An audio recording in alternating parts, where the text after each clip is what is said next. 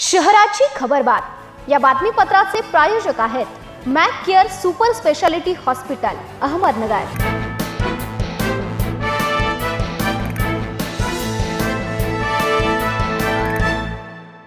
प्रेक्षकांनो नमस्कार, मी निर्जला। न्यूज 24 सह्याद्रीमध्ये तुमचं स्वागत। तर पाहूयात अहिल्यानगर शहरातील महत्त्वपूर्ण बातम्यांचा आढावा शहराची खबरबातमध्ये। खराब हवामानामुळे शेतकऱ्यांना अनेकदा मोठ्या नुकसानाला सामोरे जावे लागते। याच पार्श्वभूमीवर केंद्र सरकारच्या weather information network data system project प्रकल्प अंतर्गत राज्य सरकारने राज्यातील प्रत्येक जिल्ह्यातील गावात स्वयंचलित हवामान केंद्र स्थापन करण्याचा निर्णय घेतलाय। त्यामुळे शेतकऱ्यांना हवामानाची अचूक व आगाऊ माहिती मिळणार आहे। यासाठी महावेद व विंड्स कंपनीने नगर जिल्ह्यातील 1327 गावात या स्वयंचलित हवामान केंद्रासाठी जागा निश्चित केली आहे।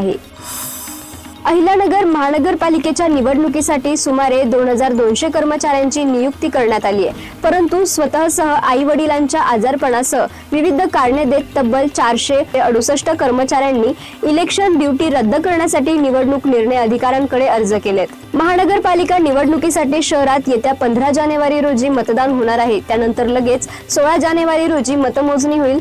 मतदान प्रक्रिया शांततेत व पारदर्शकपणे पार पाडण्यासाठी निवडणूक आयोगाने कंबर कसली आहे। शहरातील मतदान प्रक्रिया पारदर्शकपणे पार पडण्यासाठी सुमारे 2200 कर्मचाऱ्यांची नियुक्ती करण्यात आली आहे। MIDC पोलीस ठाण्याच्या पथकाने गस्ती दरम्यान संशयित हालचाली टिपत तोफखाना पोलीस ठाणे हद्दीतील चोरीचा गुन्हा उघडकीस आणला असून या प्रकरणात 3 संशयित आरोपींना अटक केली आहे। त्यांनी वॉशिंग सेंटर फोडून सुमारे 29,000 रुपयांचा मुद्देमाल चोरल्याची कबुली दिली आहे। महेश भारत झिंपुर्डे, जयेश राजेंद्र शिंदे, विशाल शिवाजी शिरकुले अशी त्यांची नावे आहेत। शहरात महानगरपालिका निवडणुकीचा रणसंग्राम सुरू असताना लिंबूडोणाचा प्रकार पुन्हा एकदा चांगला चर्चेत आलाय। रेल्वे स्टेशन रोडवरील आनंदनगर परिसरात लिंबू मिरची ठिकठिकाणी आढळून येत आहे।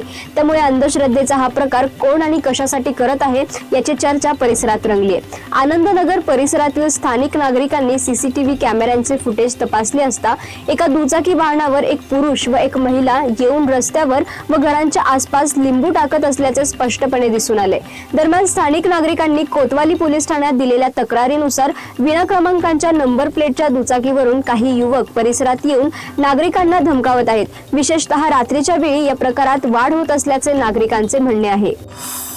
महानगरपालिका निवडणुकीच्या पार्श्वभूमीवर विशाल गणपती मंदिरात महाआरती करून भाजपा राष्ट्रवादी काँग्रेस युतीच्या सर्व उमेदवारांच्या प्रचाराचा शुभारंभ करण्यात आला। यावेळी बोलताना भाजपाचे प्रदेश अध्यक्ष रवींद्र चव्हाण यांनी राज्यातील सर्व महानगरपालिकांमध्ये युतीची सत्ता येईल असा विश्वास व्यक्त केलाय। केंद्र व राज्य सरकारच्या सहकार्याने अहिल्यानगरचा विकास स्मार्ट सिटी व आधुनिक इन्फ्रास्ट्रक्चर उभारणे शक्य असल्याचे त्यांनी सांगितले।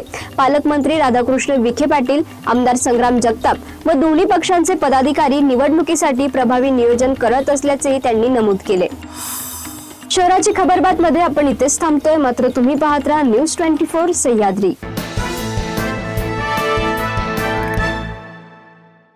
या बातमीपत्राचे प्रायोजक होते Mac care super speciality hospital Ahmednagar.